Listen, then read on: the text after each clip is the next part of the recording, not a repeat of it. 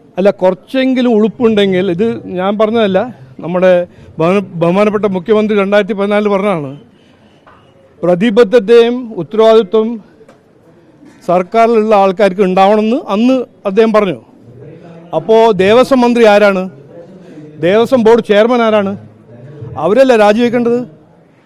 അപ്പോൾ ഇതെല്ലാം ശ്രദ്ധ തിരിക്കാനും ജനങ്ങളെ വിഡ്ഢിയാക്കാനൊരു രീതിയാണ് CPM-ൻ്റെ. ഞങ്ങൾ കൃത്യമായി ഇന്നലെയും പറഞ്ഞു, മഹിളാ മോർച്ചൻ്റെ ആ ഒരു സമരത്തിനും പറഞ്ഞു, അതിന് മുമ്പ് പറഞ്ഞിട്ടുണ്ട്, രാജിവെച്ചില്ലെങ്കിൽ, ദേവസ്വം മന്ത്രി ഉത്തരവാദിത്വം എടുത്തിട്ട് രാജിവെച്ചില്ലെങ്കിൽ ഞങ്ങൾ സെൻട്രൽ ഏജൻസി വഴി ഇൻവെസ്റ്റിഗേഷന് വേണ്ടി ഞങ്ങൾ അഭ്യർത്ഥിക്കും, അതിന് റിക്വസ്റ്റ് ഞങ്ങൾ കൊടുക്കും. രാജിവെക്കണം. ഇത് മറ്റ് ഓരോരോ കാര്യങ്ങളും നാടകം ചെയ്യല്ല വേണ്ടത് മുഖ്യമന്ത്രിക്ക്. മുഖ്യമന്ത്രിയുടെ ഒരു മന്ത്രി, ഉത്തരവാദിത്വമുള്ളൊരു മന്ത്രി രാജിവെച്ചേ പറ്റൂ. കാരണം 4.5 kg സ്വർണം ശബരിമലയിൽ നിന്ന് തട്ടിപ്പ് ഒരു വീഴ്ചയൊന്നുമല്ല, ഇത് കൊള്ളയാണ്. അതുകൊണ്ട് രാജിവെക്കണം എന്നാണ് ഞങ്ങളുടെ നിർബന്ധം.